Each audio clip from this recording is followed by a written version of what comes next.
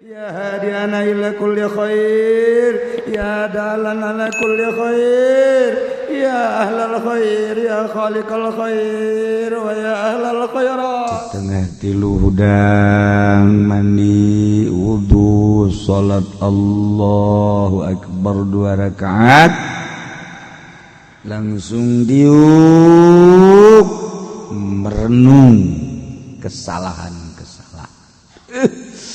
Geus pokona mah bisa dirasakeun lamun urang jam 3 merenung kesalahan-kesalahan. Sapoe, 2 poe, 3 poe, 4 dicoba. Tobat ka Gusti Allah dengan renungan-renungan peuting. Leuleus. Kana hate urang teh leuleus. Teu aya we panas-panas, teu aya. Tenang. Ibu nomor keduana al-abidun anu aribadah kabeh. masyaallah. Ibadat ibaratun anil ihsan bi fa'lin musyirin bi ta'zimillahi ta'ala ala aqsal wujuhi fi ta'zim. Pelaksanaan ngagawean hiji ibadah ka Gusti Allah, ngagungkeun ku ngagungkeun ka Gusti Allah, ngagungkeunana nu pohara pisan. Ya Allah, ya'nihumul ladzina 'abadullaha fis sirri wa dharra, jelema anu nyembah ka Allah dina keur sehat keur gering ibadah kau, keur sugih keur susah berang jeung peuting. Qaumun akhadhu min abdanihim fi lailihim wa naharihim, berang jeung peutingna teh ibadah we ka Gusti Allah. Dina hate teh boga pikiran kieu, aing teh eueuh tadina ku ari aya nu ngaayakeunna Allah, maha kawasa Allah pangeran aing, geus aya aing dihirupan ku Gusti Allah. Ya Allah ya Rabb, alhamdulillah abdi teh dihirupan ku Gusti. Dulur abdi tetangga abdi nu sebaya jeung abdi geus baralik abdi masih kena dihirupan, tur dibere sehat. Batur maya nu bengek, darah tinggi dan lain-lain sebagainya, tapi abdi mah dibere sehat Gusti. Iya abdi teh sehat, abdi hirup, abdi segala rupa pakena bakti ka Gusti. Naon ku Gusti dititah? Salat lah insyaallah leutik perasaan salat. Puasa ya sapira puasa kecil lawan puasa. Tahajud ya sapira tahajud. Tuh kan. Sedekah Gusti abdi mah jadi kanikmatan sedekah. Ginain perasaan sodakoh haji kobok itu mah nyantu niat tim piatu asal indung nabe nikmat. Fakir miskin tah ibadah ka Gusti Allah nyaan eueuh nu di dalam naon perintah Allah salat siap. Urang kan ibadah teh ku ari mah berat, asa beban. Taat perintah, syariat. Keur ngeuna urang diuk. Ngadeng suara azan Allahu Akbar di dalam urang jam. Asana aing ngawuduk cikemeh. Salat ih cepet amat. Ngapa yang ngadengin aja? Ngapa ngadengin azan teh? Eta digerokeun ku Gusti Allah kan hakikatna mah eta. Beres azan aya babaturan. Din, saya kira di mah aya. Ieu milu jeung aing. Enaon emang? Iya motor kan tadi teh geus ditawar 10 juta. Belah ditu geus aya nawar 12 juta. Jadi lamun jadi mah geus 1 juta. Eta masjid teu kadele leutik masjid. Masjid teu kadele sakitu buat enak teh diliwatan bae. Teu gadeung padahal adzan teh Allahu akbar 2 juta nu kadeuleu capek ibadah ka Gusti Allah berangkat den sia kana di mah emang enak motor kieu teh kan ngawar 10 juta di belah ditu geus aya nawar 12 juta jadi lamun jadi urang sing 1 juta milik moal ka mana tetep urang salat heula diudag-udag ge lain milik mah lain bae sanajan teh diudag aya milik mah milik tapi tetep urang kudu salat heula ayo salat jeung aing sia moal rebon nu di laut geus aya tulisanana nujang urang ka jenting di timur tengah kudu datang ka urang teri nu di lautan Cina geus aya tulisanana di huluna bakal di dahar ku urang kudu datang ka jeung kumaha carana bae yes ya kudu boga kayakinan aing ngaji panunggal minggu ka Cilongok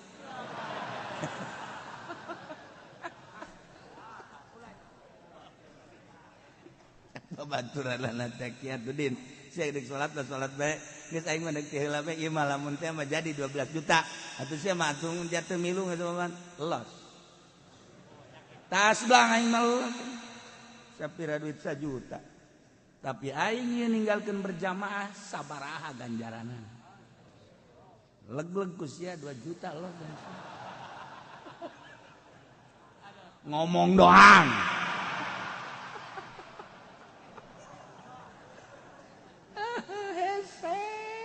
ya Allah udah kabeh bat bae ke dunia kabeh bat bae ya Allah ya Rabb eta mah tarolah keuntungan aya tah mah hasilna ieu lain Allahu akbar Allahu akbar Allahu akbar Allahu akbar siap-siap jangan dekat masjid jol bae baturna Waalaikumsalam kawana teh nah yang kapanggih be jeung sia be di kopi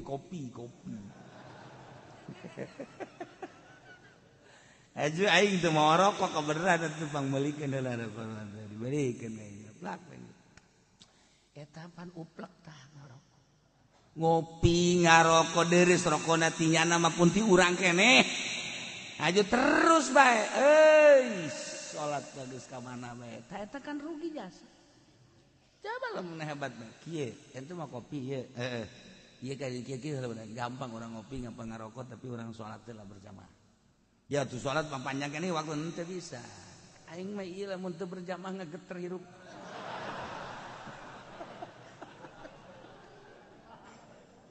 taginaheun geus gitu ya Allah ya Rabbi Gusti al-abiduna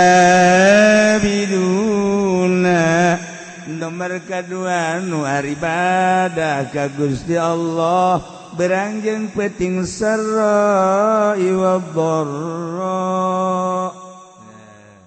keur boga keur teu boga tetep ibadah ka Gusti Allah sehat jeung gering tetep ibadah ka Gusti Allah berangjeng penting tetep ibadah ka Gusti Allah tentu ku Allah engke bakal dicoba sia teh ku aing dicoba keur loba mah ka aing ibadahna para cik ku aing dikurangan ku ari dagangna merosot ekspor impor geus eueuh ku ari bahan bakuna geus eueuh properti ting jarungkal ku ari toko kitu keneh Indomart ge geus tinggal bangunanna doang sabar subur ge buarali karyawanna cingluh ge ku ari geus hampir-hampir goyang ayo sia di kaluar-luarkeun karyawan mulai cak karyawan teh aing geus ngaji tetep aing geus ibadah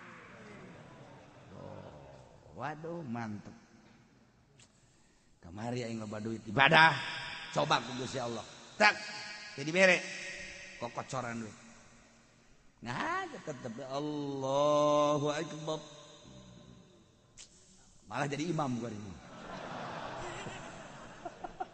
sekolah jadi imam atau aing kegiatan aing kegiatan aing pabrik henteu dagang henteu aing gas aing mah beh ganjaran aing gede jadi imam si akur tapi itu akur mah moal aing si akur hayu bacaan aing geus diadengekeun mun bener atuh aing silakeun jadi imam mun teu bener aing makmum ka sia bersih teh buraknya kan aya jelema yang jadi imam bae mun sliding ku batur jadi imam ieu mimbar geus dikontrak wae satungtung aing aya awas ya teu meunang sangalengka ka di awas ya ambo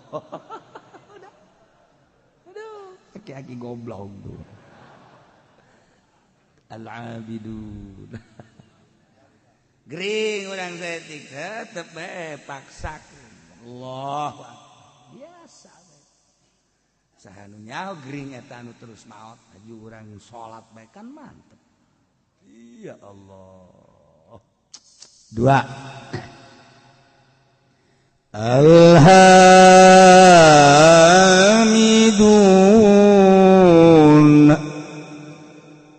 anu mararuji kabeh ka Allah ala kulli hal setiap situasi jeung kondisi kumaha bae selalu muji ka Gusti Allah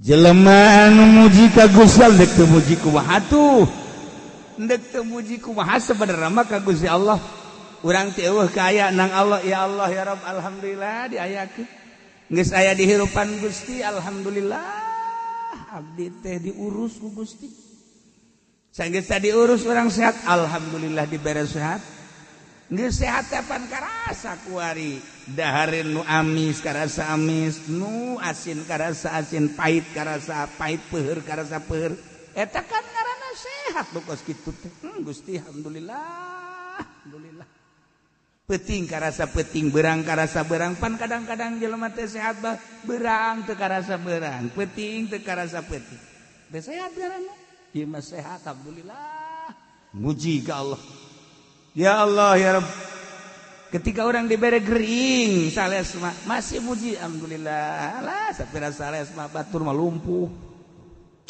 urang dibere laleles tapi bisa kere lempang alhamdulillah Gusti kekarek dibere leles batur mah geus teu bisa lempang dibere orang geus teu bisa lempang alhamdulillah Gusti batur mah teu bisa diuk abdi mah diuk bisa keneh bisa urang atuh mah diuk bukan bisa diuk tapi teu bisa lempang alhamdulillah batur geus bisa diuk-diuk acat bari mah bisa ngedeng doang tapi robah mah bisa batur bae teu bisa robah-robah acan abdi mah ya alhamdulillah ngedeng mah bisa robah bisa ngomong mah ngeunah kadak dibere pararanas beungeut bae ge batuk saeutik maju bae teruskeun salat neng bilang aing mah geus baal salat bongan ku Allah dibere gering Gusti Allah tolol teh budak ku aing nyoba ka sia muji terus ka Gusti Allah alhamdulillah لأن الله أخبر عن أهل الجنة بأنهم يحمدون الله تعالى sebab Allah ngabejaan ka urang kabehan tentang ahli surga bahwa ahli surga teh maruji selalu ka Gusti Allah dina Al-Qur'an dijelaskan wa akhiru da'wahum anil hamdulillahi rabbil alamin selalu maca alhamdulillahi rabbil alamin wa akhiru da'wahum tung undanganana ucapanana ahli surga alhamdulillahi rabbil alamin takkan jeung nabi kana nabi idza atahul amru yasru qala alhamdulillahilladzi bi ni'matihi tatimmus shalihat idza atahul amru bi kurhi qala alhamdulillahi ala kulli hal lamun kangjeng kadatangan perkara nu ngabungahkeun macana alhamdulillah bi ni'matihi tatimmus shalihat tapi lamun nilai hiji perkara kadatangan hiji perkara pika embungeun macana alhamdulillahi ala kulli hal ya Allah ya Rabb masyaallah tuh ya awwalu man yud'a ilal jannah yaumal qiyamah alladzina yahmiduna Allah ala kulli hal fis-sarra'i wad-dharra pangheulana jelema anu disambut anu digerokeun anu diprioritaskeun ilal jannah ka surga yaumal qiyamah jaga di poe kiamat alladzina yahmidunallah ala kulli hal jelema-jelema anu maruji ka Allah tina setiap tingkah bisarra wa dharra kabeh ge atunan Allah tinggal muji bae geus ka Gusti Allah mun hayang pangheulana digrokeun ka sorga geus bae urang selalu bersyukur muji ka Gusti Allah dengan bahasa alhamdulillahirabbil sok biasakeun ti kuari hiji at-taibun dua al-abidun tilu al-hamidun as-saihun nomor kaopatna as-saihun teh ditafsiran ku Imam Jalal teh as-saimun nu pararwasa kabeh ya Allah padahal asal nama saihun teh anu nyuksruk berangkat ninggalkeun lembur dalam rangka ibadah bahasa kerenna mah berkelana tapi berkelanana lain yangan ani ieu mah berkelana si seuri heran aing mah ieu mah berkelana ibadah ya karim ya Allah as-saihun jelema-jelema anu ninggalkeun lembur ibadah ka Gusti Allah keberanian si Imam Jalal nafsiran as-saihun ku as-saimun lantaran jelema anu puasa teh kapan ninggalkeun kangenahan dahar kangenahan minum kangenahan jima ku ninggalkeun dahareun minum menjima maka sarua jeung jelema anu beberangkatan ti imahna ketika jelema berangkat ti imahna menuju satu daerah eta teh kapan ninggalkeun kesenangan-kesenangan sapoe dua poe mah kadang bekal aya keneh 3 poe 4 poe bakal aya keneh tapi kabelah ditu mah adalah geus bekal ketika geus bekal nyana tawakkaltu alallah na eta saihun nu puasa ge kan kitu sanajan teu ngomong ka Gusti Allah sarua jeung kieu Gusti abdi teh ieu teh dibere sehat ku Gusti tapi abdi ayeuna erek ninggalkeun heula dahar ninggalkeun heula nginum ninggalkeun heula pamajikan jiba moal lantaran abdi teh ieu teh rek berangkat ka Gusti ieu mah hayang ngeunang ridho Gusti padahal mah dahar halal nginum halal jima halal tapi abdi hayang ngadeukeutkeun diri melalui pepegatan ala kadar datang ka magrib aya geus magrib mah abdi ge eta mah qada daharna ge eta mah nu biasa sapiring jadi 3 piring ai sia naonan goblok cek Allah ayeuna pepegatan ulah rosa teh gatu magribna hampura bae Gusti mah tah eta kan pepegatan sagarana saihun jadi atuh majaz lah cek ahli bayan mah teh saihun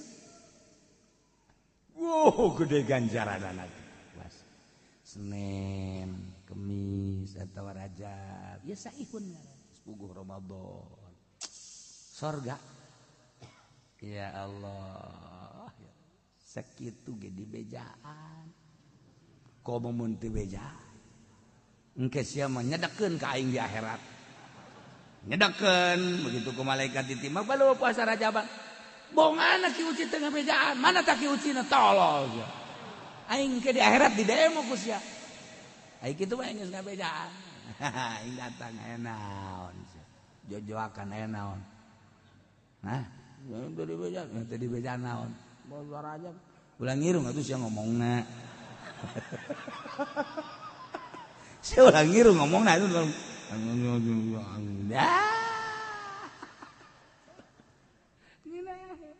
Aing malah hanya dekat ka sia. As-saihun. Ya Allah, ya Rabb. Ya. Nomor kahiji as-saimun tapi wakil cek sakalma ieu dina hadis cek dina hadis siyahatu ummati as-shaum tadi atawa talabatul ilmi jelema nu neangan ilmu agama eta adalah saihun ninggalkeun lemburna ti Belaraja ti Cisoka ti SPT SPT di Bogor ya dikurokeun suka taneuh suka bumi maksudnya pandi gelag-gelagan sudah tinggalkeun lembur ngaji neangan ilmu Allah saihun surga eta keur carita masih keneh saprovinsi urang lewat Jawa Tengah Jawa Timur makin jauh makin gede ganjaran wah cenah urang mah ka Misro wah habis di jero cangro kacang di jero sukro suuk di jero babari comro oncom urang Sunda mah babari nyieun ngaran teh babari cilok aci dicolok cireng aci digoreng ya babari jasa guys waduh nyieun ngaran sadaek-daek bae ha aya deui basreng bakso digoreng macam-macam disebut jauh tinggalin zaman tah saihun teh talabatul ilmi santri-santrian sebab yantaqiluna min baladin ila baladin fi talabihi katilu saihun teh al-guzat al-mujahiduna fi sabilillah jelema nu perang ngaluhurkeun agama Allah masya Allah saihun Kangjeng Nabi idam tana minal ukli wal syurbi wal wiqai wasadda ala nafsi abwaba syahwatin fatahat alaihi abwabul hikmah wa tajallat lahu anwaru alimil alamil jalal saihun teh jelema-jelema anu pararuasa ninggalkeun dahar nginum jima hayang menang ridho Allah berarti jadi pepegatan jeung kalazatan dunia di mana-mana jelema nahan dahar nahan nginum nahar jima jeung nahan jima jeung pemajikanana nutup lawang syahwat Kangjeng Nabi eta teh bakal infatahat salai abwabul hikmah bakal kabuka lawang-lawang hikmah wa tajallat lahu anwaru alamil jalal bakal ebre cahaya alam jalal mentak Kangjeng Nabi leuletikana kieu baheula man akhlasa lillah arba'ina sobahan zaharat yanabi'ul hikmah min qalbihi ala lisan saha jelema anu ngamurnikeun ngaikhlaskeun ngabersihkeun tina dahar nginum jeung jima puasa 40 poe bae bakal zaharat yanabi'ul hikmah lahirlah sumran-sumran hikmah timbul tina qalbuna bakal kana lisan engke lisanna bakal dibimbing ku Gusti Allah sebab qalbuna bersih 40 poe. Ulah dahar ulah nginum mulaji majeng pembajikan 40 poe 40 peuting paeh bisa. Lain hajulah sakaligut peutingna saeutik bae. Berang tapak ngaran. Tapak. Ya Allah ya Rabbi abdi teh terik belajar tapak we dina bulan Rajab teh di pepegatan heula jeung sangu jeung nginum jeung jima peutingna ala kadar be urang teh lobakeun tafakur ka Gusti Allah tadarruk ka Gusti 40 poe coba ge ieu cak Kangjeng Nabi man akhlasa lillah 40 sabahan 40 poe bersihan zaharat ya Nabi al hikmah bakal lahir sumberan-sumberan berhikmah geus omongan urang teh anu tatadina ku pamajikan tilok didenge ku arima didenge tatadina pan pamajikan ka batur mah kadang kana kasale ki mati lok asal-asal ki ngomong mah ngajebian deh salon deh kitu benak pan urangnya coba ge 40 poe urang tapak pamajikan ge ujianana nampe di urang coba Kak ngomong sih Kak abdi asana rindu masyaallah eta bersihan 40 poe saihun ngaran masyaallah jadi engkeun lamun geus berhikmah min qalbihi ala lisani atuh payasiru minas saihina fi alami jalalillah al muntakilina min maqamin ila maqamin wa min darjatin ila darjatin jadi engkeuna kasupkeun nanya ngalalakona fi alamir ruhaniyah mindahkeun alam jasad ke alam ruhani atau kudu ditapaan iyalah ngaranna saihun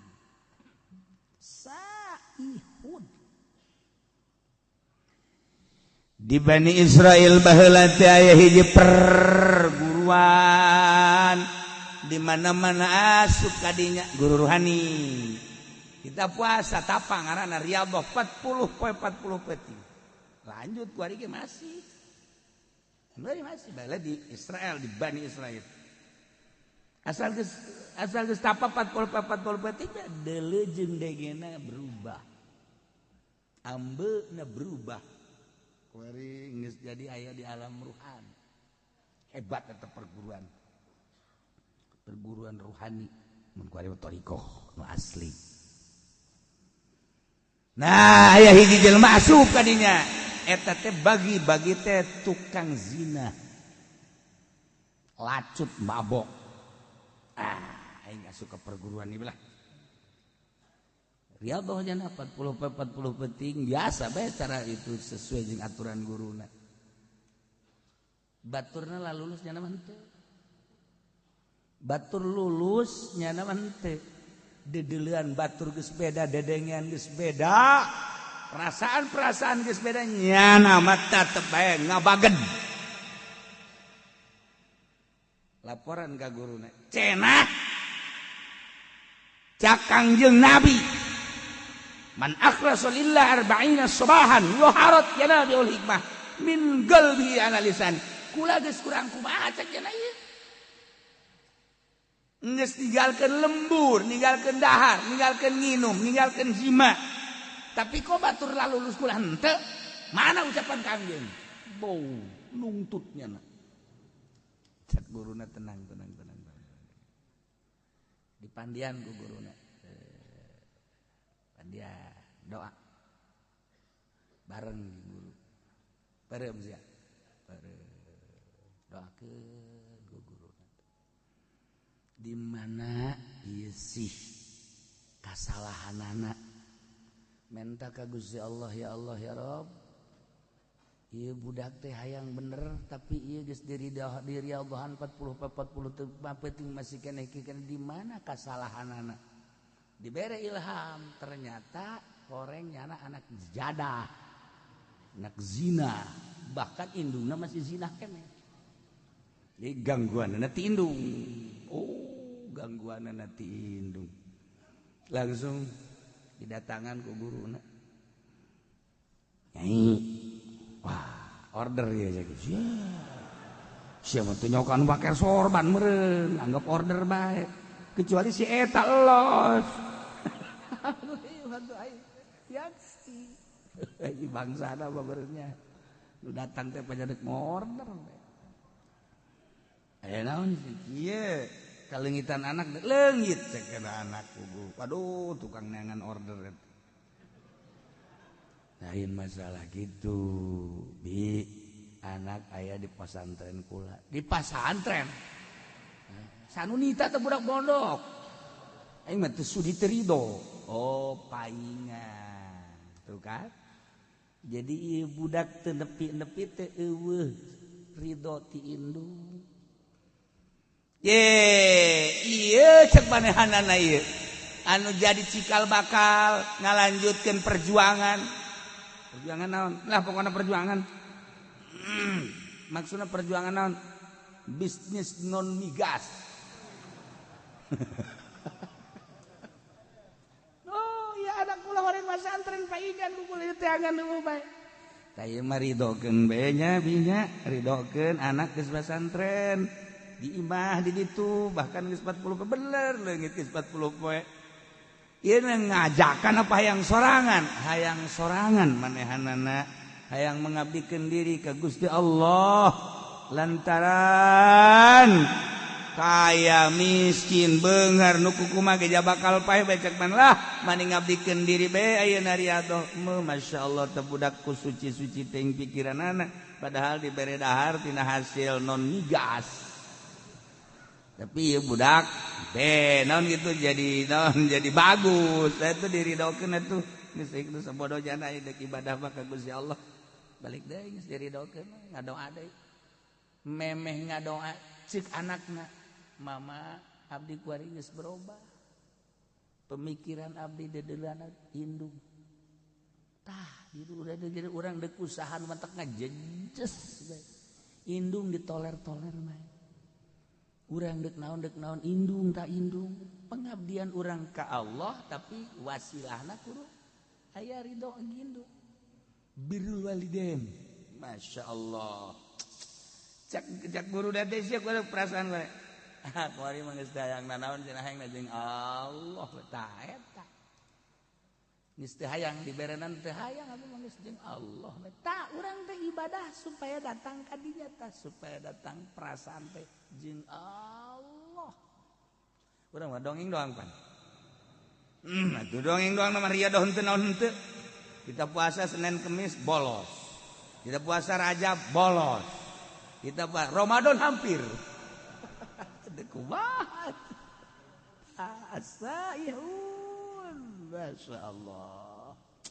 Indah ya ka makom ruhani. Urang puasa beta puasa. Nyetikan tapi daharna, dahar mah dahar tetep minum tapi saeutik. Oh, beda ge perasaan lain deui. Dedelan lain deui aju embung ka mana-mana. Embung ka mana-mana. Sayhud tuh kan ya kari. Lailah jelema mukmin anu bakal dibubunga ku surga 8. Nomor kahiji at-taibun, nomor kedua al-abidun, nomor katilu al-hamidun, nomor kaopat al-asaihun jelema nu pararuasa ninggalkeun kalazatan dunia menuju ridho Allah atawa talabatul ilmi ninggalkeun lembur demi untuk meraih ridho Allah melalui ilmu Allah. Teu asup salian teh ilmu Allah mah. Ilmu teh kan kabagi dua, aya ilmu dunia, aya ilmu akhirat. Nu dimaksud di ilmu akhirat. Ilmu dunia mah kacau bae. dunia nama ilmu dunia nu lain ilmu akhirat ilmu dunia kacau ieu mah ilmu akhirat atawa guzat al mujahiduna fisabilillah mantap Kangjeng Nabi Isa disebut masih saihun masih Isa al-Masih ibnu Maryam Isa masih teh nya nama teu boga tempat Kangjeng Nabi Isa mah teu boga tempat tinggal. Matak leumpang we terus mah dakwah. Terus Masih ibnu Maryam. Teu boga tempat. Mantak urang kuari riweuh amat teu boga tempat bage kudu membingung. Kangjeng Nabi Isa mah teu boga. Teu bogaeun sajeun-kajeun kalaca. Ya Allah. Nu laloba ge ditaringgalkeun ku urang geus itu urang kumaha Allah bae. Cenah dibere alhamdulillah, teu dibere alhamdulillah. Tah supaya datang ka dinya tah. Hes.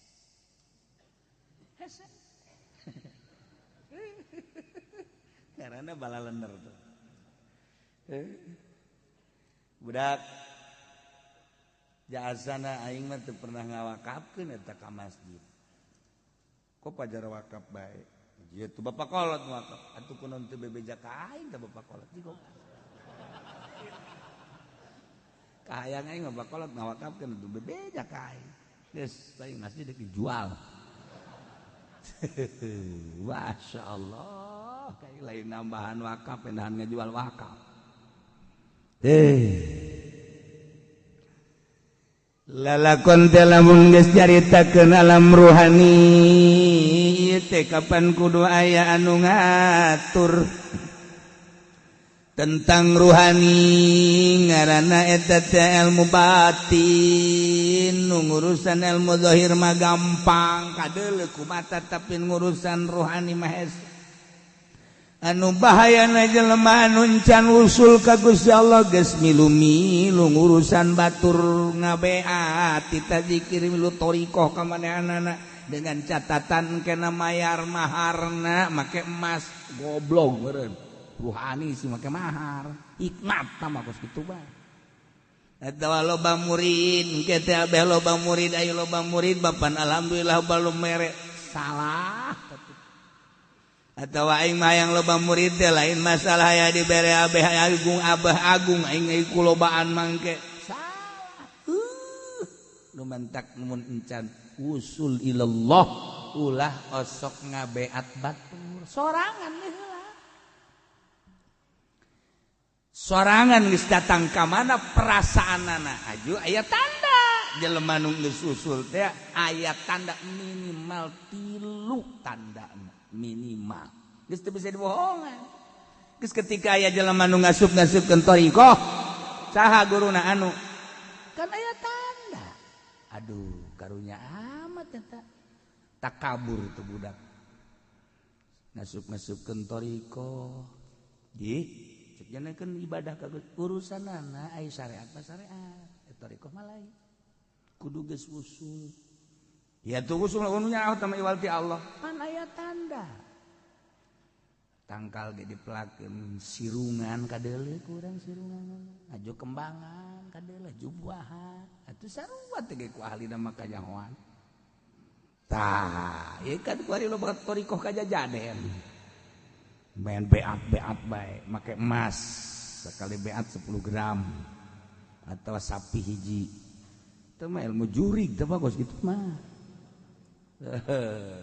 Atau nanti ceri bakalah asal balai zikir be ulah atas nama thariqah setungtung make atas nama thariqah make aturan ikan dek mindahkeun alam tina alam jasad ke alam ruhani kan di alam ruhani urang urusan roh tinggalin ke bakalna jasad zikirna ge kan urang teh kuari mah zikir ruhani geus lain zikir jasad geus lamun zikir ruhani engke urang bakal ngelengan sebab dibawa kana roh terus kudu anu ngabimbing ieu teh basuda asa yahu jelema anu ngalang-lang buana berangkat ninggalkeun jasad ndek menuju ruh asa yahu tak di manaan as-shaimun pasti atuh sorga ieu mah jelema sorga neangan kuari urang teh anu bebeneran deuk ka Allahna anu lalampahanana teh lillahi ta'ala di lembur urang teh angan kiai namun salat nu lillahi ta'ala alamun ngazakat lillahi ta'ala kiai eta lamun ngaji embungeun dibayar nya nama tilok make turga target lamun make turga target eta mah lain kiai nu kitu mah ngaranna ronggeng mun aya kiai make target nu kos kitu ngaranna ronggeng kiai hijikeun jeung sinden Karawang saipun mah lain kitu lillahi ta'ala. Oh, salaman ipis teu kudu usah nama lillahi ta'ala ditarima ge paling 10.000. Barang mung kandal mah teu kudu. Ente. Ulah ente. Aduh. La ilaha illallah.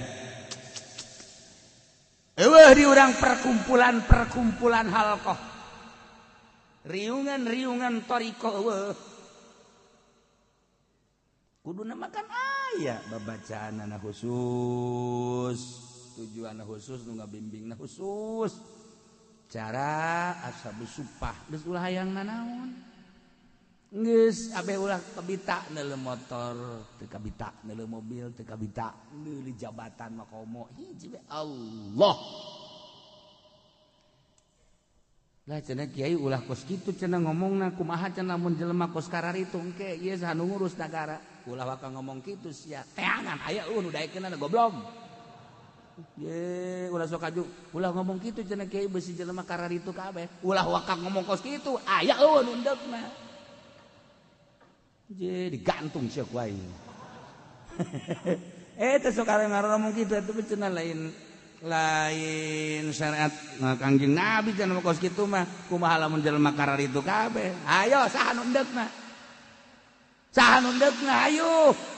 Ninggalkeun warung, ninggalkeun toko, ninggalkeun tani, ninggalkeun bisnis, ninggalkeun pamajikan, ibadah bae ka Gusti Allah. Haju cek jana ngomong atuh mun kos kitu kabeh teh ulah waka ngomong kos kitu kabeh sia we endeg moal. Tembak siapa ini? Parangsana naon beureuh. Hese ugu. Pan Kangjeng Nabi mameme diangkat jadi rasul teh hubiba dibeke ka resep kola. Nyepi heula Kangjeng Nabi teh dibere embung babarengan jeung makhluk jeung jelema teh dibere embung ngadenge suara-suara jelema teh dibere tebet tangah hiji jeung jelema teh hubiba ilayal khala resep nyepi datang ka Kangjeng Nabi teh naek ka Guha Hira sorangan memeh diangkat jadi rasul teh mawa bekal Kangjeng Nabi teh Zam-zam ala kadar roti, ala kadar korma, ala kadar pertama Kangjeng Nabi teh di ditu teh kan saminggu. Ke naik deui ka ditu teh jadi 12 poe naik deui 15 poe dibere resep nyorangan di Guha Hira teh. Eta gunung teh can pernah katincak ku jelema Kangjeng nu ngamimitianana masyaallah. Ibadah bae ka Gusti Allah teu hayang ngadenge suara-suara studi ka Gusti Allah lempeng ka Baitullah ibadah tahanus ngaranna dibere resep kos kitu nu mah tak wajar lamun malaikat Jibril datang sebab keur nyorangan urang mah kuari can pernah riadoh di pondokna ge di pondok modern boga jaringan organisasi barang datang ka imah dek urusan agama ti mana horeng tai podol sero teu pernah tapa ieu di pondok pesantren Salafiyah bae kuari geus unu tapa komo di SMP lain soreng sanawiyah maksudnya lain ulah tapi lain di urusan agama mah administrasi ulah dipotong atuh kiai sekaligus ngomongna ke administrasi kan jadi beda aing bae aing ngomong tah engkena jadi kada demes kana dunia kada demes engkena kada dunia lah cenah kiai henteu ieu mah deuk nyeun pondok pesantren modern tapi teu kada demes kana dunia nonggeng aing mana jelemana beungeut lah kos kumaha beungeut lah kos kumaha kiai salapiah hese ngariung asal teu dibere berkat bae haju bae ngahiung ulah sok kasinggung iya mah deuk nyaritakeun ge lain nyinggung hese maksudna hese mantak neangan kiai nu asup ka Golkar lillahi ta'ala mana coba kiai na mana sia asal teu ikhlas atuh mal beres maksudnya ulah lain ulah berarti hese itu kelihatan hese atuh mangga bae eta mah henteu cenah nu di NU mah ikhlas mana bangetna banget mah ikhlas kumaha emang lain je henteu cenah nu di HTI mah ieu mah dina di huruf dah maksudna kumaha kieu kudu riyadhah heula geus beres hasil riyadhah ke teu hayang kana dunia nafsuna geus bisa dielehkeun hasil riyadhah hiji waridu di deuleu agama mangga deuk dicing di NU macang caya deuk boga organisasi mangga deuk di HTI sakae deuk di hurud di Muhammadiyah sabodok geus ikhlas jasa acara ieu mah deuk di Golkar bae lantaran ieu mun kiayan mangga asal ulah resep geus kana dunia demi agungna bangsa jeung nagara aing deuk cicing di Golkar aing deuk nyieun yayasan teu hayang aing mah kana dunia ieu mah bener-bener ngadidik atuh mangga tuh kan hasil riyadhah heula engke karasana mah niat jelema lamun geus tersep kana dunia urang hayang deukeut tapi lamun resep bae kana dunia urang embung okos ka Habib baheula mah urang resep jasa ka Habib teh lantaran teu resep dunia ya sing iki mah mengkonon ka kiai deh ka kiai ka guru baheula mah kan diajeng-ajeng mama sumping kuari mah itu guru datang deui karena ke minggu kamari ku geus datang deui bejakeun aing eueuh kitu geus teu hayang kapake jeung guru goblok ulah disalahkeun habibna ulah disalahkeun kiaina nu disalahkeun kepribadianana cinta dunia ajakan ngaji ku kabehan nongkrong sapeker dulur ayo orang ngararaji hayang ngararaji teu hareangeun masyarakat kunaon lain deuk ngaji di benak hatina hayang dibere di benak hatina hayang meuli ban setipan pun siang hooh bersihan riyadhah ngaranna sok geura di gunung urang cicing udag ku jelema di leuweung urang cicing di udag ulah aya hayang dibere ulah hayang dunia hiji Allah as-saihu puasa teu dahar teu gilu mah gampang tapi puasa ulah hayang dunia mantak lamun hayang lu sahabat datang ka Kangjeng ya Rasulullah kenal abdi mah ieu teh hayang luhur mungguh Gusti ibadah abdi hayang dihormat ku jelema ulah menta ulah menta dihormat ku jelema satungtung sia menta moal dihormat jeung bakal dijauhan ku jelema kok situ sia Rasulullah sebab dunia dipake ka resep ku kabehan siana resep atuh besi kacokot kan ku sia usahakeun sia ulah menta bahkan batul mere ge ku sia ulah ditarima coba ge mun teh diudag bu jelema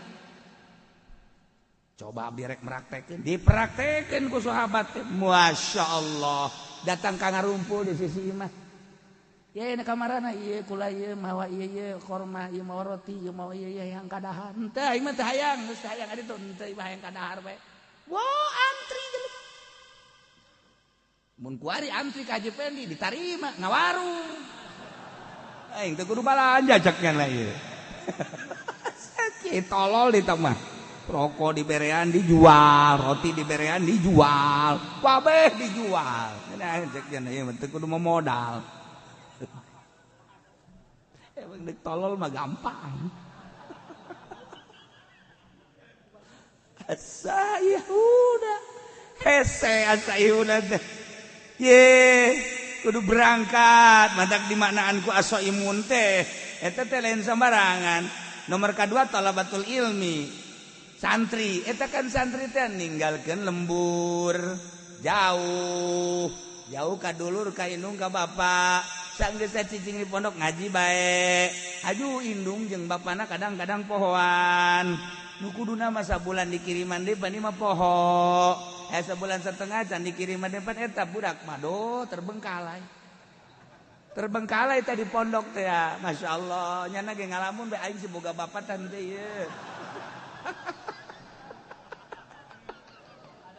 aduh ya Allah ya Rabbi aja budak lah balik bae mah jatuh dikiriman balik Waalaikum Haji Jasia balik ieu aja nanaonan sia balik tuh lain disambut nanaonan Bang kuduna makan mikir heuh aing telat ieu ieu mah lain nanaonan sia balik ye henteu lamun nyeri hate anakna kulantaran anakna geus nujuleuna Allah gas aing mah geus kajen teu dibiayaan ge ku Gusti Allah ja kiayeuna ge mere dahar ieu ka aing tungtuna mah neumleukeun we Pak tak ieu talabatul ilmi pegatkan tina segala mah gede ganjaranana masyaallah puguh guzat mah ieu mah teh dibandang as-shaimun as-saihun lalakon ibadah ninggalkeun alam jasmani menuju alam ruhani ieu cerita tafsir as-shaimuna di jero deui atuh eta teh tadi ngalep ngaranna sakumaha dongeng tadi raki'una sajidun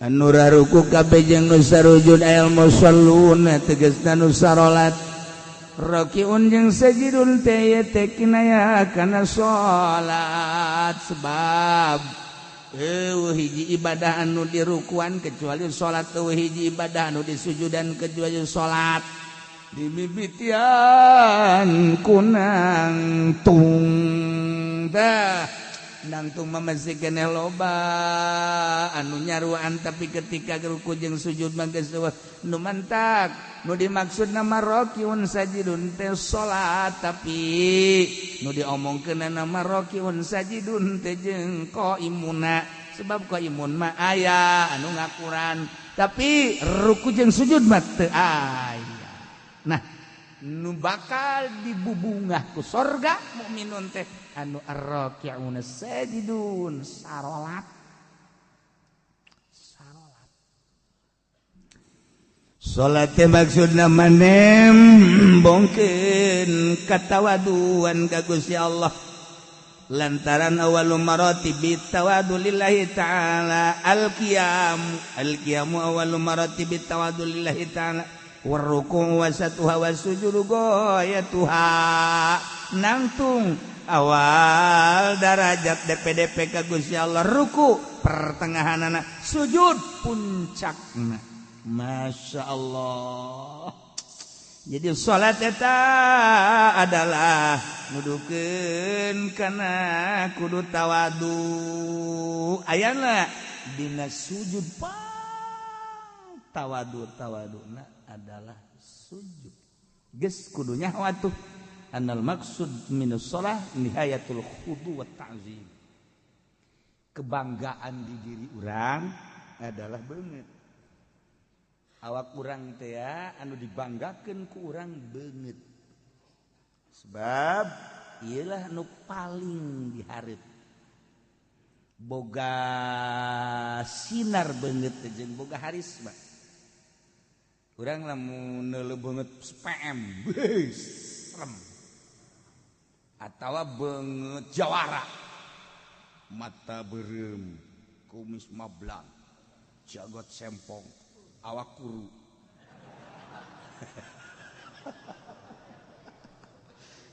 ceking teh eta kan urang sieun namun kuru-kuru jasa lamun lintuh-lintuh jasa eta sieun namun lu biasa-biasa mah awak kan teh sieun ieu mah kuru-kuru jasa tapi kumis gede sieun urang ieu jelema normal henteu sieun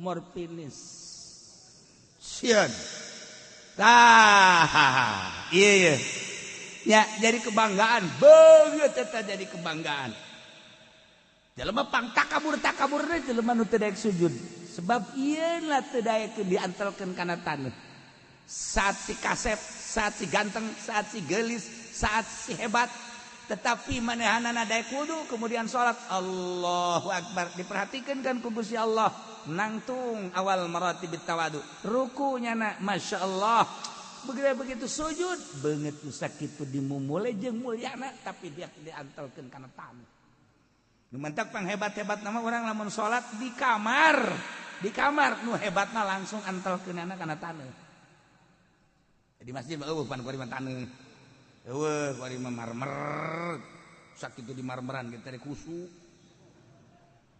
urang mah ke samping pang bagusna pamer teh urang kita mah tamer urang tamer nyana pamer urang mah tamer nyana mah pamer maksudna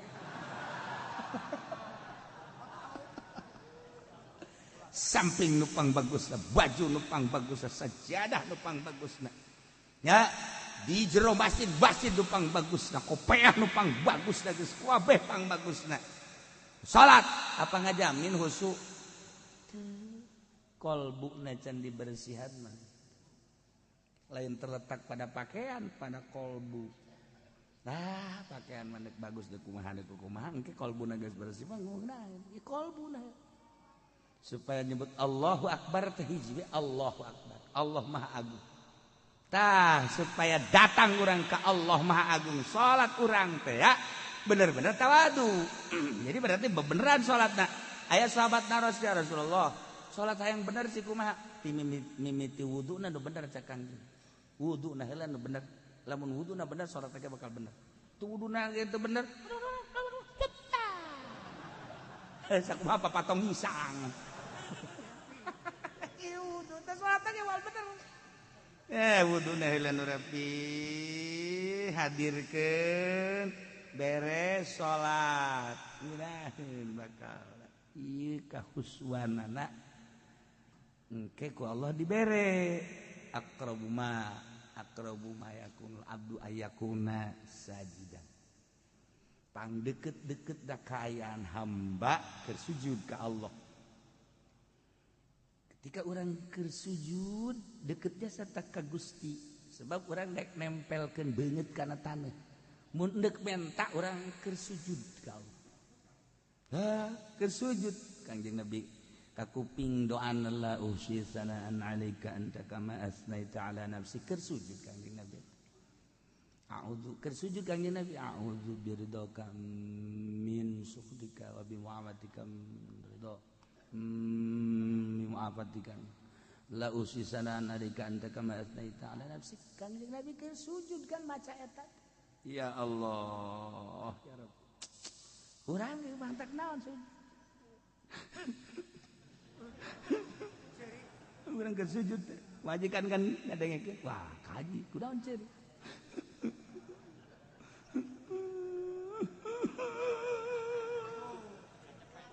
majikan ge baktana milu nya ge milu cerik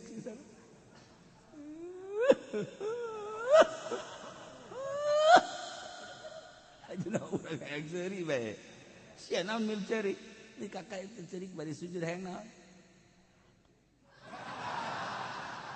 goblok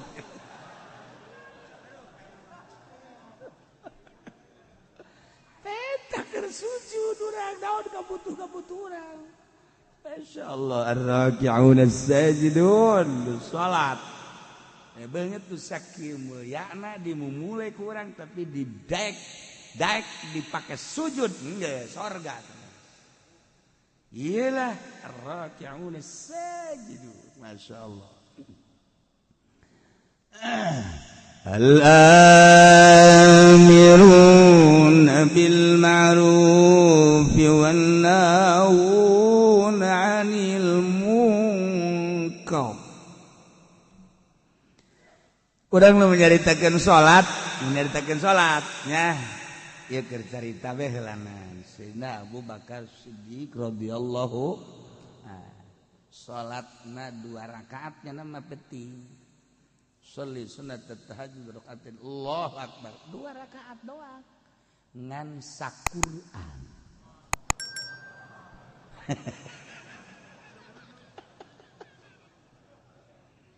Bismillahirrahmanirrahim. Alif lam dzalikal kitab la raiba fihi hudal lil muttaqin alladziina yu'minuna bil ghaibi wa yuqiimuna as-salata. Ruku engke wal yatalattaf wa la yushriku ahada. Allahu rakaat kedua wal yatarabbas datang ke kul a'udzu birabbin nas. Sayyidina Abu Bakar Siddiq radhiyallahu. Sayyidina Umar salatna sarua 2 rakaat saquran. Sayyidina Utsman mah sarakaat saquran. Jadi 2 rakaat teh 2 Quran. Ulah loba omong anu sajanya. Ieu mah urang asa urang nyaho bae mah heulanannya. Ulah loba omong. Eungap kadengena. Lu bentak Sayyidina Utsman mah gelarna ge Zinnurain. Zinnurain teh ngabogaan 2 cahaya sebab nikahna ka putri Kangjeng 2 diborong Sayyidina Utsman. Ye, kaya pupus nikah ka Ummu Kulsum. Tak Ummu Kulsum pupus nikah ka Siti Ruqayyah. Eta Sayyidina Utsman mentak Zinnurain perintah ku Gusti Allah, ti Gusti Allah kawinkeun deui ka putra Anjeun Muhammad. Sebab naon? Salat tahajudna sarakaat saquran. Jadi 2 rakaat 2 Quran. Percis kos urang mah kitu.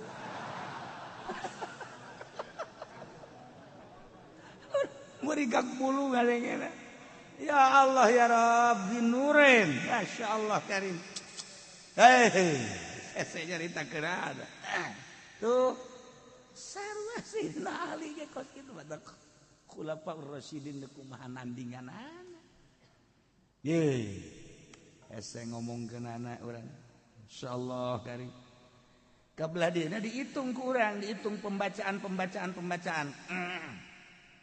Lamun hayang tamat teh hayang tamat coba kurang dikejar lamun urang sajuz seperempat menit seperempat jam berarti kan sajam seberapa iya dan sekolahna teu naik bareng budaknya kunaon kadinya jawabanana inditkeun pod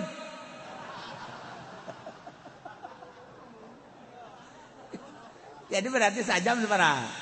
4 juz. Sajam 4 juz. Jadi lamun 60 juz teh ya. Lamun 60 juz sabaraha jaman? Eta keur dikejar ku urang teh saparapat jam. Nah, lamun hayang rineh kan setengah jam. Urang sajuz teh setengah jam. Sok geura baca ku urang setengah jam. Kula masuk ngitung. Cek aing maca Quran coba ye. Lamun saparapat jam. Wah, bisa ngabuncal-buncal. Mus mun aya jelema tetet.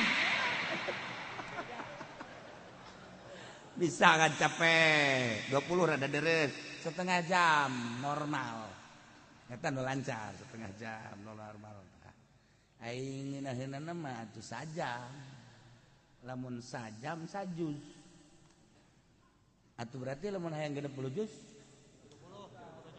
30 juz tambahan lah. Lamun maksudna dua kali tamatan tah sarakaat diudag kurang. Jadi berarti 60 juz 30 juz eta kan hese tah. Ngudagna moal ka udag. Udag geus kurang moal bisa nuturkeun Sayyidina Utsman Sayyidina Abu Bakar Siddiq.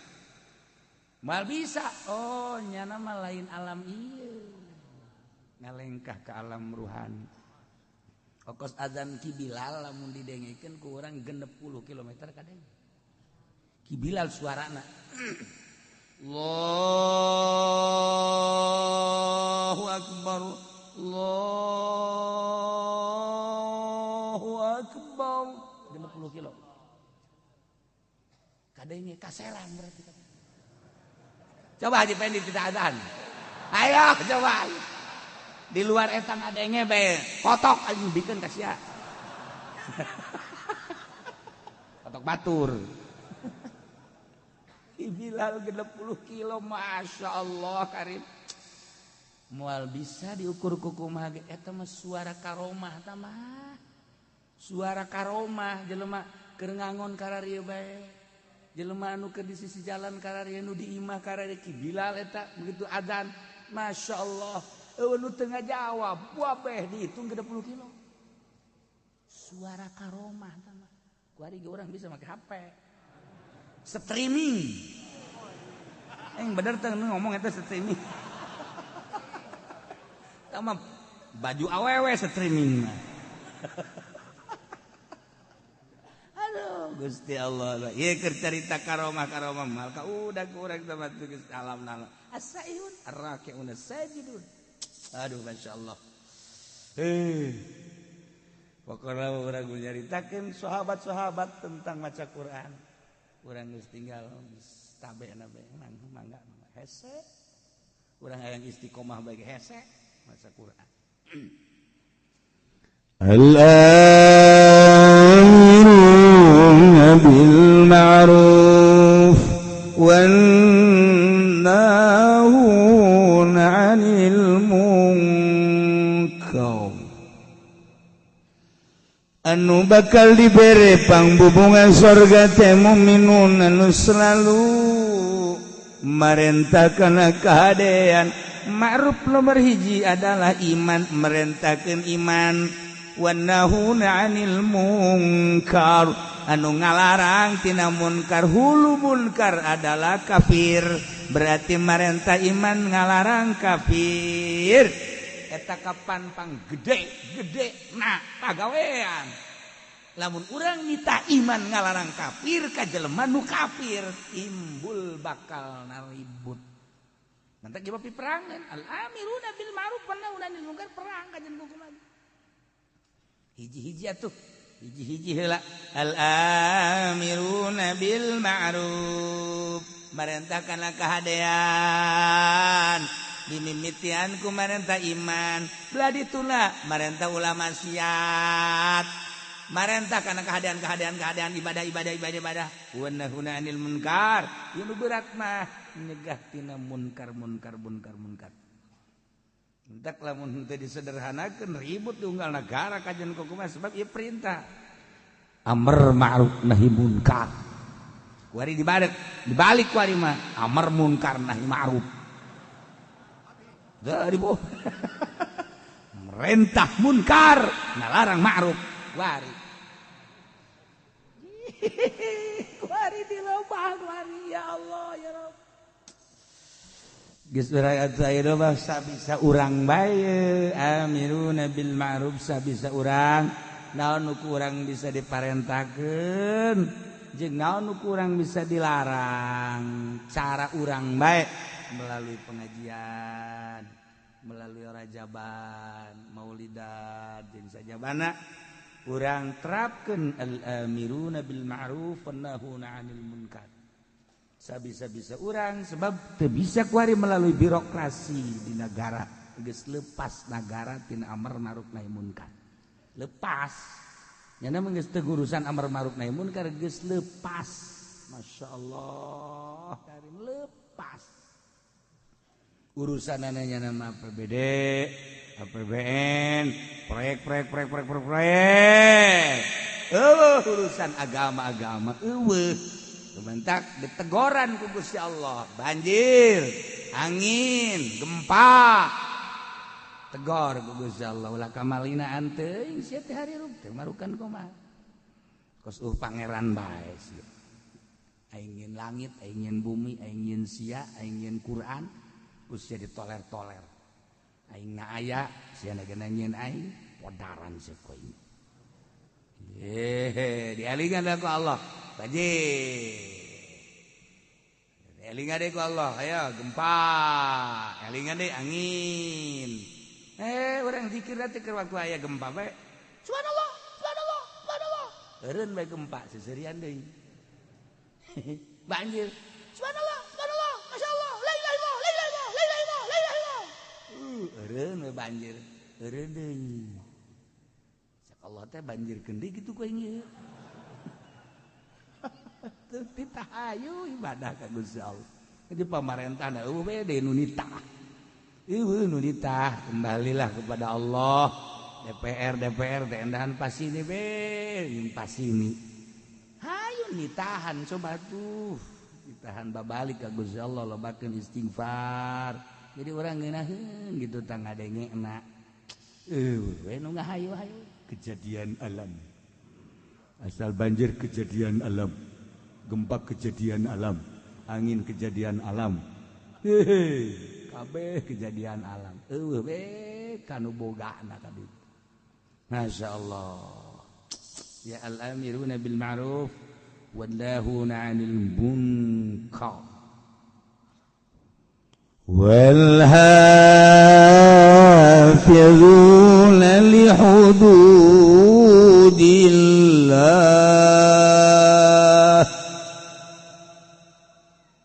jeung jelema-jelema nu ngaraksa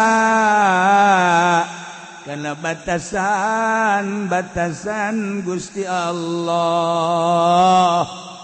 Maksudna batasan teh li akamihi. Tegasna manu ngajagaan kana hukum-hukum Allah bil amali biha ku ngamalkeun kana hukum-hukum Allah. Mun hayang nyaho gede na hukum sapotong ayat ieu. Wal hafizuna li hududillah. Sapotong ayat eta teh sakitu tah nyaho bakal gedena dah hukum Allah. Emang kumaha? Nu ngajagaan kana hukum Allah. Hukum Allah teh disebut taklif. Ari taklif teh pamerdih. Pamerdih teh perintah kabagi dua, aya ibadah disebut ubudiyah, aya muamalah. Ibadah ya ieu teh urusanana patalina jeung salat, jeung beatuh engke dina fikih babus salat. Jeung nu patali kana salat wuduna, jeung patali kana syaratna, jeung patali jeung pembatalanana. Ieulah hafizuna li hududillah. Hita sholat, engke sholat lagi ada fardu, aya nu sunnah, aya nu makruh, aya nu haram. Oh, iya hafizuna li hududillah. Puasa, bagian ibadah puasa. Iya kan puasa tah, geus naon teh hartina puasa. Kemudian puasa nu farduna nu mana, puasa nu sunnahna nu mana, aturan-aturan puasana kumaha dibuat bae ke babus saum. Hafizuna li hududillah. Salat, puasa, zakat, sarua. Dijieun kana fikih babul zakat. Haji, babul haji. Ya Allah ya Rabb, ieu wal hafizuna li hududillah jadilah bagian ubudiyah. Dijieun bab-bab. Ieu menang nyokot tidak hafizuna li hududillah aya bab salat. Jeung nu ta'alluq kana salat, bab puasa jeung nu ta'alluq kana puasa, bab zakat jeung nu ta'alluq kana zakat, bab haji jeung nu ta'alluq kana haji. Ya Karim. Wal hafizuna li hududillah.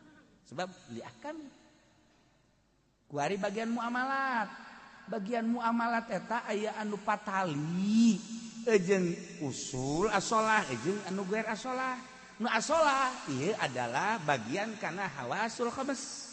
Panca indra teh kabagina 5 atuh panca teh 5 indra jadi indra nu 5 mana hiji-hijina mazuqat rasa malmusat ieu tah masmuat ieu tah ceuli masmumat ieu tah irung mubsarat ieu mata dijieun dina fikih engke nu patali jeung mazukot. Patali jeung mazukot teh rasa, berarti ieu urusanana kadaharan jeung inuman. Eta lah mazukot, ayalah ke di fikih babut ta'am. Berikut jeung surbi-surbina. Lah geus lamun carita ta'am, engke kabagi ka dituna aya nu nabat, aya nu hayawan. Geus lamun nu nabat sarana pertanian kumaha eta fikih ka dituna. Lamun anu hayawan kabelah dituna engke aya anu hayawan urusan mencitna, urusan nu dijadikeun udhiyahna, urusan anu dijadikeun buronanana jeung sajabana dijieun engke babna tina mazukot jokotna. Masyaallah isap potong ayat wal hafizuna li hududillah. Malah geus setengah magrib. Ayo sia mazukot. Tadina pikir teh lamun urang ngarti mah ya ngarti oh iya babut ta'am oh bazukot berarti muamalah oh huluna namun urang nyaritakeun ieu teh babus saum oh ieu teh bab ubudiyah ngaranna tina wal hafizuna li hududillah berarti patali jeung puasa ubudiyah bedana muamalah jeung ubudiyah naon ari muamalah mah limaslahatin mar'iyatin lidin lan kitu la limaslahatin dunyawiyah ari ubudiyah mah lain ka maslahatan bangsa dunia lain ka maslahatan bangsa do bal libasahila mar'iyah din balik ka maslahatan agama ubudiyah jadi nyaritakeun ubudiyah mah nyaritakeun ka maslahatan agama ujung-ujungna akhirat langsung teh bajang patalina jeung urang mah doh disebutna. Urang nyaritakeun salat urusanana pribadi urang jeung Allah. Urang nyaritakeun puasa pribadi urang jeung Allah. Urang nyaritakeun zakat pribadi urang jeung Allah. Urang nyaritakeun haji pribadi urang jeung Allah. Tah eta ubudiyah ngaranna urusanana pribadi urusanana jeung akhirat. Urusan dunia. Geus teu urusan duniana engke patalina teh mah jeung hukum di mana-mana ka urusanana mun ngacaukeun karak aya sanksi.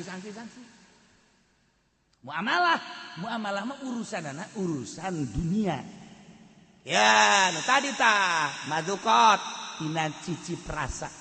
Berarti kan urusanana dahareun inumeun.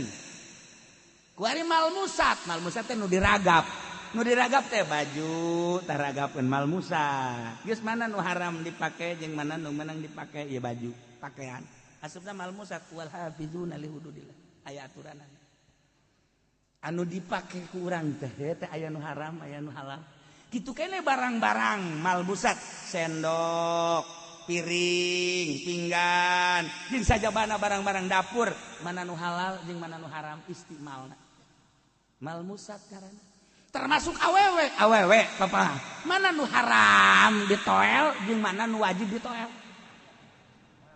sia asal kos kitu behudang dan aya nu haram ku urang diusapna malmusat tah deungeun aya nu meunang ku urang dicekel ka anak atuh ka dulur mah haram aya anu wajib ku urang dicekelna lamun anak ku urang ngagusur bae ka ieu geus teu kuat jasanya urang geus teu make calana ieu kula ieu tah eta eta malmusat ngaranna tah eta berarti kan babna bab wiko bab jima geus lamun bab jima marana malmusat kadituna teh kan berenana kudu aya bab nikah geus lamun aya bab nikah nu ta'alluq kana nikah babna engkena mahar bab imah bab kitu napakah tuh dijieun dan fikih tina malmusat kabelah dituna engke anu muzilah lin nikah anu ngaleungitkeun kana nikah tolak berarti engke ka dituna tolak teh kabagi-bagi bae tolak bain kubro dan sebagainya engke ka dituna aya anu ngaleungitkeun dengan cara sumpah ilah dengan sumpah zihar dan lain sebagainya eta fikih di huluna mah wal hafizuna li hududillah patalina jeung malmusat jieun babna sabaraha puluh kitab wal hafizuna mal anggeus datang ka magrib muamalah ayo sia karake mazukot nomor kedua malmusat nomor katiluna masmumat nu kaambe naon nu kaambe ku urang aya nu halal anu haram aya nu makruh urang teh lamun nyium pamajikan diciumkan di ambean sunah menang ganjaran tapi lamun dihandapeun bujal ka handap udah coba-coba ambean ku sia buka di ambean eleh ke bodongkol mah tah ieu bos bumateh aturan-aturanana dibere dijieun babna dina fikih ya karim doh mazukat malmusat kemudian ayeuna mah masmumat kuari masmuat nu kadenge ku ceuli mana nu meunang didenge cek fikih mana nu haram didenge mana nu makruh didenge kitu keneh mun sorot mana anu meunang dideuleu mana anu haram dideuleu mana anu makruh dideuleu geus diatur dina fikih ieu sakadar wal hafizuna li hududillah eta keur katali jeung shalah kuari patali jeung tabaiyah teh ya urusanana urusan muamalah ngan bangsa tabai nah ieu teh ya urusanana aya anu hak milik kejadina aya anu luar milik aya anu jadi milik ya, dengan sendirina aya anu wajib jadi ngamilik kudu jadi sabab kudu jadi naon kitu ngaranna dibere aya dan lain diatur jadi milik ku sebab jual beli B ngaranna dijieun engke dina fikih babul bae kabelah dituna B teh aya bae bil ain wa ain bil ain benda jeung benda aya anu daen bil ain aya anu ain bidaen aya anu daen bidaen nu mana nu meunang jeung nu teu meunang geus diatur napi ngajual daen bidaen hutang kana hutang teu sah ngajual kuari urusanana ain bidaen bizimah kredit anu dua harga teu sah geus diatur ku agama wal hafizuna li hududillah geus diatur kabelah dituna engke aya anu urusanana rohnu urusanana ijarah urusanana bab muamalah milik anu ngabistikeun kana jadi milik ieu urusanana waris tina waris ke jadi tidak ahli waris ke jadi hibat jadi wasiat yang sajabana di dieu bab ieu tina wal hafizuna li hududillah masyaallah karim. Nah, kabelah dieuna aya hak, gonimah, fae dan lain sebagainya. Ta eta teh kakarage kasupkeun kana jalbil manafi. Sedengkeun kabelah dituna daril mafasid. Dua hukum teh lamun teu jalbil masoleh, daril mafasid. Urang carita keur jalbil masoleh tak kitu panjangna. Sabaraha puluh kitab, sabaraha ratus jilid. Bab-bab bae tadi tangges pohara tah. Namun ku urang diatur rinci sedemikian rupa bakal nyaho urang. Oh, panyokotanana ieu ti dieu panyokotanana ieu ti dieu engke urang milihan. Oh, kitab ieu mah kieu ngomentar, oh kitab ieu ngomentar kieu ngomentar kita aya huluna wal hafizuna li hududillah. Ya Allah. Engke anu daf'il madar. Nah, daf'il madar teh ya urusanana aya anu hifdzul nasab, hifdzul mal, hifdzul adsab, hifdzul ukul. Ieu daf'il madar teu meunang dirusak harta. Berarti kudu hifdzul amwal, cara ngajaga harta dijieun ku urang aturan-aturanana. Kemudian ansab turunan, hifdzul ansab, nasab. Berarti kan kudu dijaga ku urang. Ketika urang tengah jaga turunan kena sanksi. Tuh kan. Andai kata urang ngarusak harta. Cara ngarusak harta aya nu iklan anu kopiah. Keur iklan jelas-jelasan berarti kan maling. Lamun anu sasamaran berarti kan nyopet. Kan aya aturanana. Iya karim. Geus lamun ayeuna jelas-jelasan kumaha hukumna dina fikih. Nah, sarikoh ngaranna. Lamun ayeuna sasamaran eta ngaranna copet, kosi eta copet ngaranna. Ada. Atuh aya aturan-aturanana eta tidak hifdzul amwal. ajalah hifdzul abdan, badan orang teh kapan kudu dijaga diriksa. Ketika dirusak berarti kan kena sanksi. Sangsina aya anu ngarusak awak sagalbang awak kulli nafsin. Berarti kan sawak sabeule gejer. Berarti kan di dituna teh aya babna engke. Bab teh engke bab kisos, bab had, bab dan lain sebagainya. Lamun ba'dil abdan ngan curug doang, ngan leungeun doang. Engke kan ti dituna berarti naon tah? Babda, bab had jeung sajabana. Masyaallah. Hifzul amwal, hifzul ansab, hifzul ukul akal teu meunang dirusak. Dengan cara kumaha bae akal dirusak teh? Mabok, narkoba, kena sanksi. Kumaha sangsina? Dijieun bab-bab dang. Ieu daril mafasid. Nah, iyalah wannahuna wal hafizuna li hududillah anu ngajaga ngariksa kana sapirang-pirang batasan Gusti Allah. Tegasna mah ngamalkeun hukum-hukum Allah. Urang kudu sadar lamun cek agama haram geus teh kudu nemah haram, lamun cek agama halal kudu nemah halal. Saeukeun sanakeun ku urang. Oh iya mah makruh hayu tina ubudiyah tina muamalah engkena dijadikeun bae 5 4 geus ubudiyah tina muamalah munakahat jinayat jeung jinayah 4 jadi ngajikeun kajonteun ka luar negeri kajonteun ka mana bae nyaritakeun fikih mah hulu nangan 4 doang. Hiji ubudiyah, nomor kedua muamalah, nomor katilu munakahat, nomor kaopat jinayat. Ieu dan dina ayat teh ieu wal hafizuna li hududillah. Sakitu doang. Geus talar ieu teu bisa kabeh. Talar ieu teu bisa kabeh hese. Al hafizuna li hududillah. Ya Allah. Maha kawasa Allah, maha besar Allah, maha segala-gala Allah. Dengan sekelumit bahasa Gusti wal hafizuna li hududillah tapi kerangkum kabeh karampid kabeh pikih sab pikih kabeh sadunya aya kabeh di jero ayat wal hafizuna li hududillah.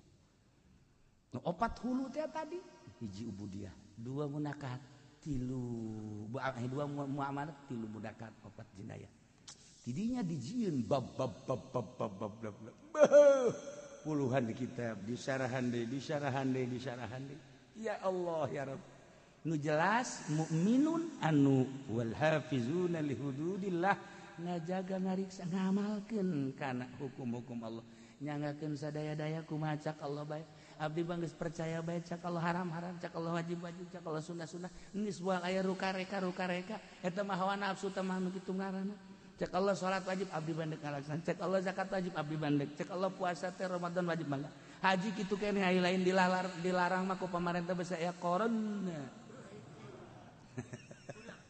Tuh, nu bandek bae kitu teh tuh nya. Henteu ka abdi mah. Ieu urusan-urusan nu dilarang soal jual beli, berarti mau muamalah hambalah ya muamalah. Kitu keneh munakat mana, kitu keneh jinayat abdi mandek nurut bae ka Gusti Allah jahirup malila di alam dunia. Nah, wal hafizuna li hududillah. Ngamalkeun kana hukum-hukum Allah. Ieu anu bakal meunang pangbubung. Wa basyiril mu'minin. Bungakeun ku anjeun Muhammad para mukminin sarana bere bil jannati surga. Ya Allah, mukminin anu boga karakter at-taibuna al-abiduna al-hamiduna as-saihuna ar-raki'una as-sajiduna al-amiruna bil ma'ruf wannahuna 'anil munkari wal hafizuna li hududillah. Etalah anu bakal dibere pangbubunga sorga. Wa basyiril mu'minin.